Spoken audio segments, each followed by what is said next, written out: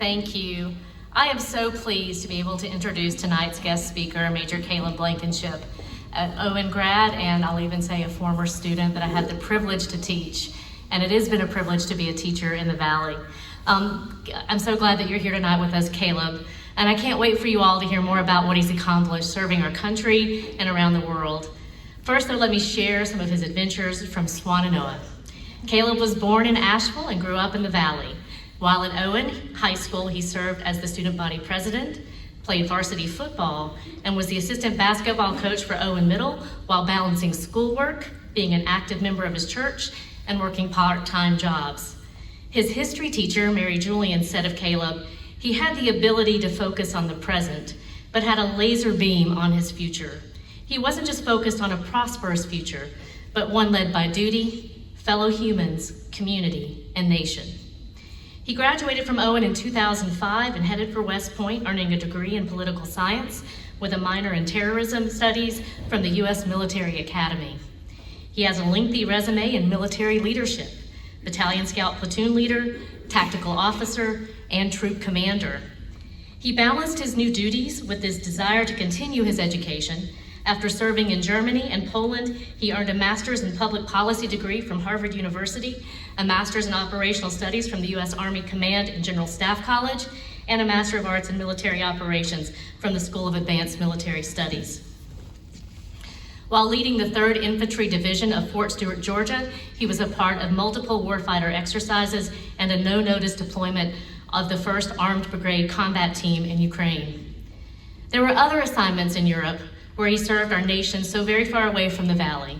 Major Blankenship was redeployed from Europe last year and is currently based in Washington, D.C., serving as a speechwriter and special advisor in the office of the Vice Chairman of the Joint Chiefs of Staff. He is a husband, a father of 3, a beloved son and grandson, and we're so happy that some of his family are here tonight to celebrate his accomplishments with us. Students, it was not that long ago that he, like you, was a top scholar and was wondering what the world had in store for him. And I'm excited to hear more about his journey tonight that has brought him home to Buncombe County Schools. Please give a warm welcome to Major Kaleb Blankenship.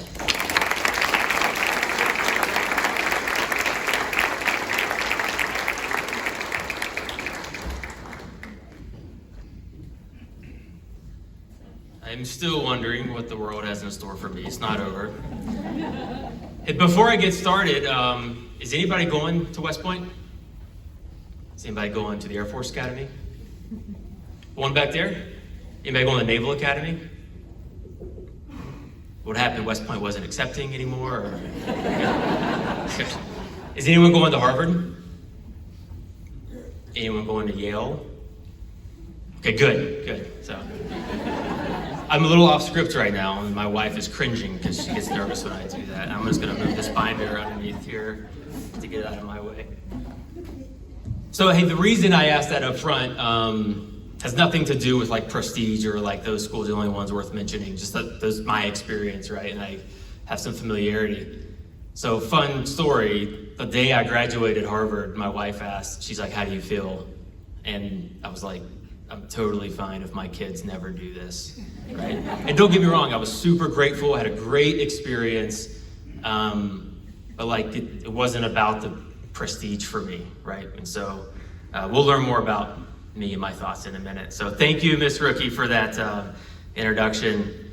It really is an honor and a privilege to be here with you tonight. I really appreciate the invitation to speak. It really means a lot. I never expected it would come. This year is my 20-year high school reunion, so I'm older than I thought. I also want to extend a special thanks to all the parents, families, and friends in the room who are celebrating with students. Your unwavering support has seen them through many challenges and triumphs over the years, and that support's been critical to their success, and one of the reasons they were named one of Buncombe County Schools' top scholars.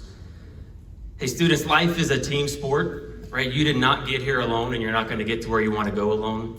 And this room is filled with people, as well as your lives filled with people who have supported you all along the way and will continue to do so. So as Ms. Rookie said in my introduction, I currently serve as a speechwriter and special advisor for the Vice Chairman of the Joint Chiefs of Staff, which is the nation's 2nd highest ranking military officer. He regularly speaks at military ceremonies, congressional committees, industry conferences, international events, and a whole lot more. So you're probably thinking, this guy is a professional speechwriter. This is going to be really good, right? So two things, right? I give all my best material to my boss, and I save nothing else, right? And second, I'm actually just a cavalry officer in the Army that's masquerading temporarily as a speechwriter, right? So don't get your hopes up too much. But I do feel truly excited and humbled to be here tonight and to get to speak with you for a few moments. And I especially like this forum. It's a little more intimate than like a large graduation ceremony. And so I really want to take this opportunity to tailor my message directly to like you, the top scholars. So first off, congratulations. Being one of the BCS's top scholars is no small feat, and you should be proud. This commencement season is the culmination of years of hard work and dedication, and you should be filled with a sense of pride for what you've accomplished, especially in the midst of a devastating hurricane that interrupted your lives last fall, and I'm sure still having impacts today. In fact, this year's BCS theme is Together We Rise. And considering the events of this past year, there could not be a more appropriate theme. I wasn't here, so I'm not going to talk about it much, but I do want to say this. I can tell you I watched with pride from the halls of the Pentagon as my hometown put on a master class for the world to see on what Together We Rise really means. Of course, I was sad and heartbroken at the loss that was experienced, and I could not have been more proud to watch from afar how you all responded. My social media feeds were full of people I went to high school with and others, leading efforts to bring in donations and looking for ways to serve. And I heard story after story from my family, who all still live right here, of neighbor helping neighbor. I know many of you are itching to graduate and move on from these mountains, but I want you to know that there is no greater place on earth to be from. I've lived in 10 places across 6 states, 2 continents, deployed all over Europe and the Middle East, graduated from West Point and Harvard, and led soldiers around the globe. But the number one thing that I want to tell people when they ask about me, other than about my God and my family, is that I am from Western North Carolina. And the way you all responded in the aftermath of Helene demonstrates exactly why that is. Your experiences last September have no doubt shaped you. But tonight I want to talk about your future. I want to talk to you about the kind of people you might want to be and express the idea that whatever that is, it will not just happen by accident. More specifically, I want to talk to you about leadership. If there's one thing the U.S. military does pretty well, it's build leaders. And I'm a little biased, but I think the Army does the best. And I even learned when I was at Harvard that a lot of academics and private sector businesses will study the military to learn how to build leaders better. I didn't know that before. I was just trying to survive myself. The core of West Point's mission statement is to produce leaders of character.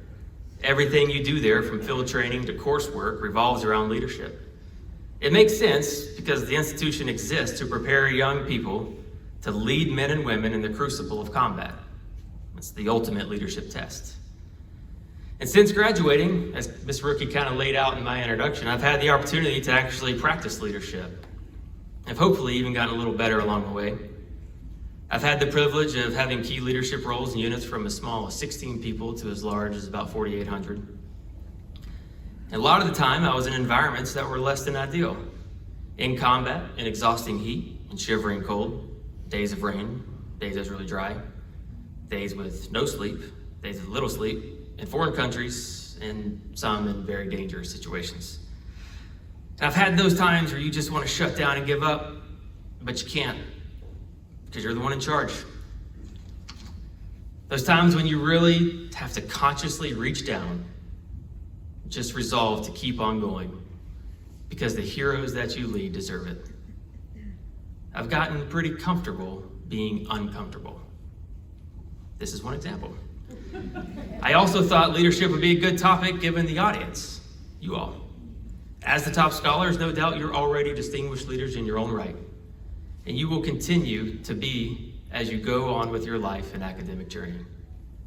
So given my education, training, background experience with leadership, and your exciting futures filled with leadership opportunities to seize, I thought it'd be prudent to share my thoughts on leadership with you here tonight. Before jumping into that, I want to tell a story. This story highlights the moment in time I think I decided the kind of person that I want to be, what kind of leader I wanted to be. It was the moment I think I consciously transitioned to adulthood, standing on my own 2 feet for the first time. I don't think a moment like this happens so starkly for everyone, but it did for me, and I think it serves as an example of the kind of decision that you're going to face very soon as you transition out of high school and into the world more or less on your own. So most of my life I wanted to go to West Point.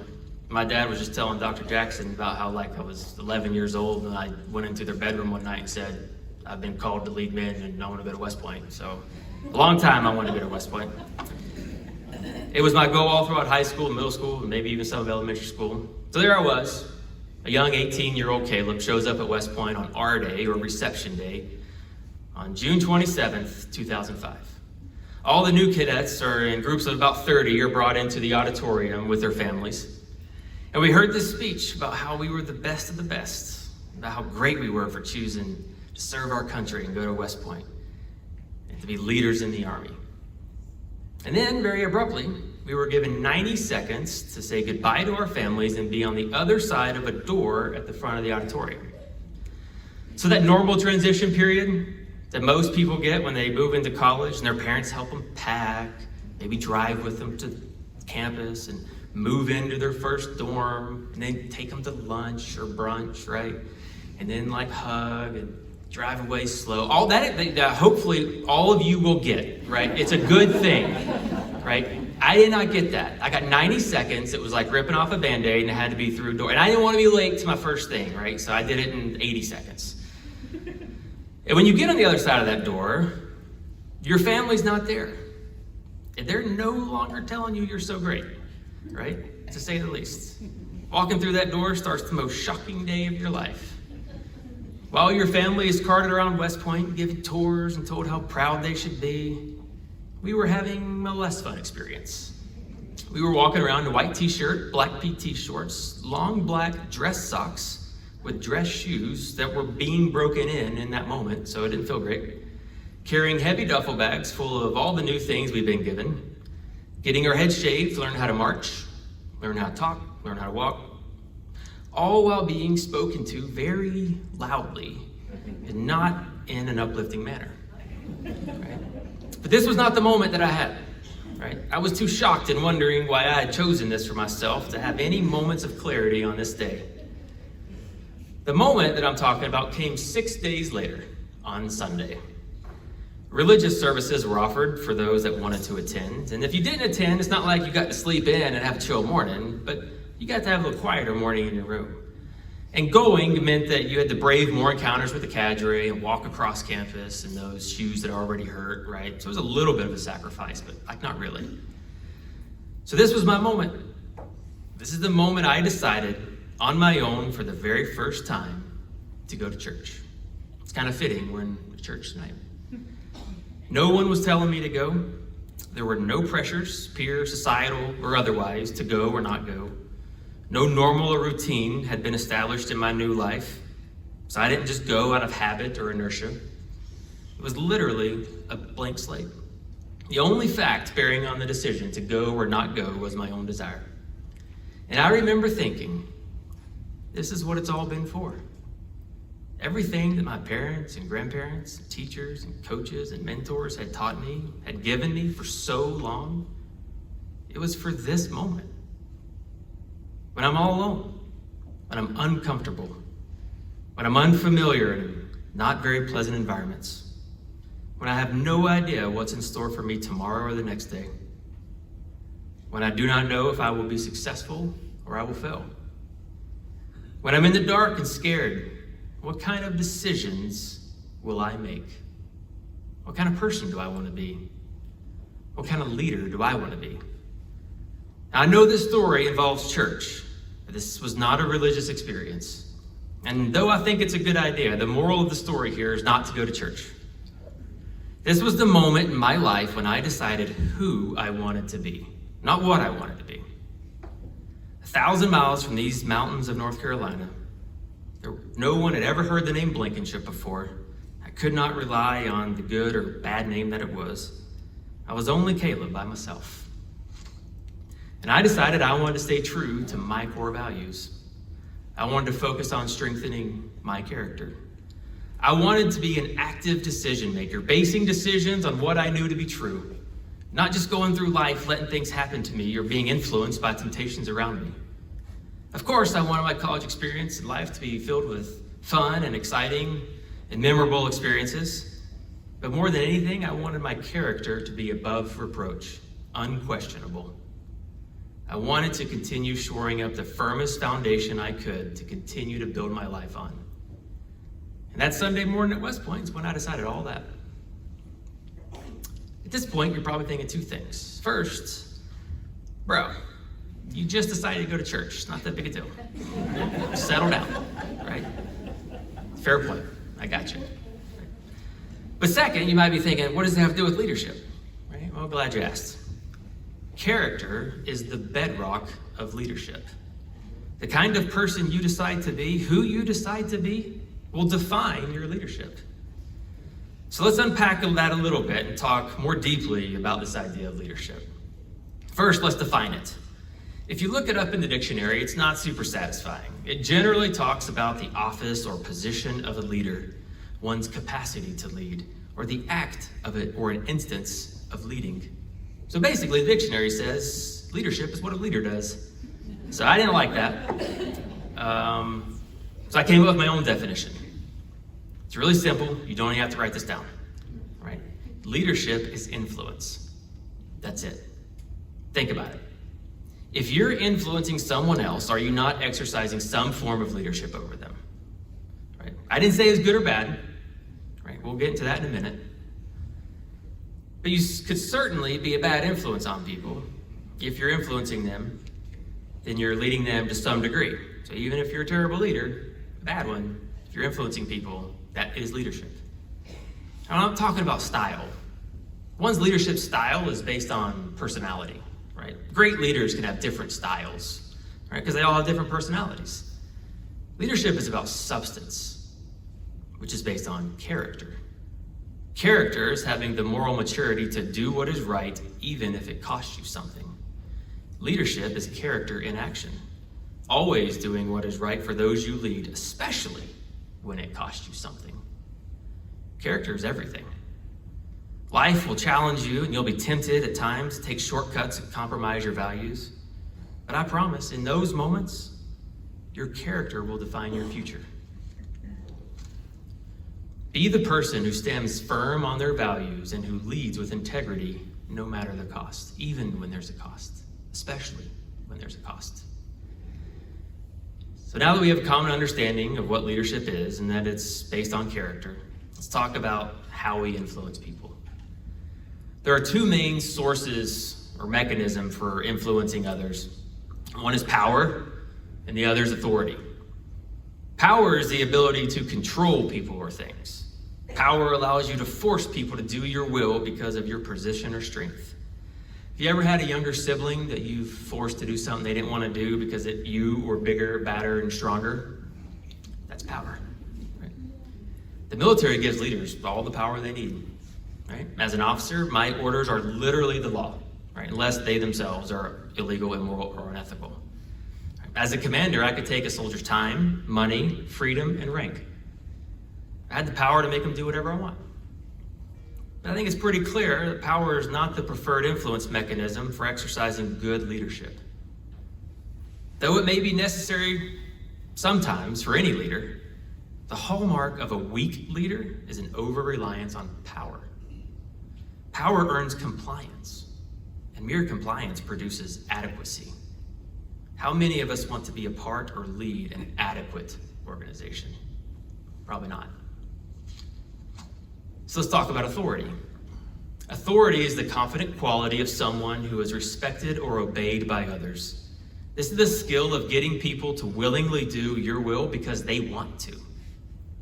Authority earns commitment in people, and committed people produce excellence. You cannot use power to order compliance in people. You cannot use power to order competence in people. You cannot use power to order commitment in people. You cannot use power to order character in people. But you can use your authority to influence behaviors, thoughts, and opinions. By now, I hope we all agree that good leaders rely on their informal authority to inspire and influence others. Said differently, the power of your influence is greater than the influence of your power. So you may be asking, how do I get me some of that authority? Right? Like, sounds pretty good. Want some of that. The good news is, you do not have to wait for someone to give you the kind of authority I'm talking about. The bad news is, no one is going to give you the kind of authority I'm talking about. You have to earn it over time. You have to build it through your decisions and through your character. I think authority is built by serving others. I think good leaders are servants. Servant leaders identify and meet the legitimate needs of others, even when it means personal sacrifice. So what are the attributes of servant leaders that amass authority to influence others? I have a short list of 8 attributes. Let's go through them quick. I believe if you embody these, you will be the best possible kind of person and leader. Good leaders are selfless. They always put the needs of the team above their own. They give praise publicly and criticize or correct privately. They understand that people don't care how much you know until they know how much you care. Good leaders are committed. They do not waver when things get tough. They persevere through the worst of times. In fact, they are at their best in the darkest hours, providing the North Star and illuminating the moral high ground for their team to follow. Good leaders are patient. They exercise empathy and value relationships because they know relationships and people matter. They are the lifeblood of your success. Good leaders are honest, even when the truth is hard to hear and hard to say. They practice discernment. They value and seek truth through the noise of emotion and misinformation and disinformation. They understand that truth may not always be popular, but they're committed to it. Good leaders are humble. They do not seek praise for their efforts and are more interested in rewarding their team than themselves. They understand there's no one to lead without the led, and any success they achieve is only possible because of the success of the team. They have the humility and courage to admit when they are wrong. They understand that disagreement is not disloyalty. Good leaders are respectful. They know that everyone is valuable and deserves to be treated with dignity and respect, even if that person should not be on your team anymore. They do not undercut the members of their team or other teams. Good leaders are just. They are fair when giving out rewards and recognition, condemnation and punishment. And good leaders are forgiving. They understand that no one is perfect. They're willing to forgive when honest mistakes happen and underwrite the prudent risks that their team takes. In the weeks and years just ahead of you, you're going to be faced with many decisions, like what classes to take, what to major in, what clubs and fraternities, sororities to join. By the way, those are ones I did not have to make because there are no fraternities and sororities at West Point. So, all right, where to live, where to work, a lot of decisions in your future. All of these are important, and you should give them each the time and consideration that they deserve. But in the midst of all those fun and exciting decisions, don't miss the forest for the trees. Don't miss the imperative of deciding first who you want to be. Not defined by your accomplishments or school or career, but defined by your character. Decide the kind of person you want to be first, and that will color every subsequent decision you make. Before I close, I want to tell you one more quick story to highlight the perils of not making that decision or forgetting the decision that you once made. My oldest daughter, Riley, who's beautiful, by the way, she's 9. She was born around Christmas in Germany in 2015. At the time, I was in command and had just returned from a 6-month deployment to Poland. After Christmas, so weeks after she was born, I went in early January. I went back out into the field for intensive training for over a month. And then I went into another command and another deployment. And then I took another job that kept me on the road literally every single week for 6 months. And all this time, when I was home, I left before dark and got home after daylight, right? So I never saw her awake. She was a baby. She was asleep before I got home. So in Riley's first 18 months of life, I never saw her outside of some weekends. And though I had had that moment at West Point 10 years prior, I failed to remember who I decided to be. And I failed to reevaluate what that meant in light of becoming a father. So I failed to actually be much of a father for my first 18 months on the job.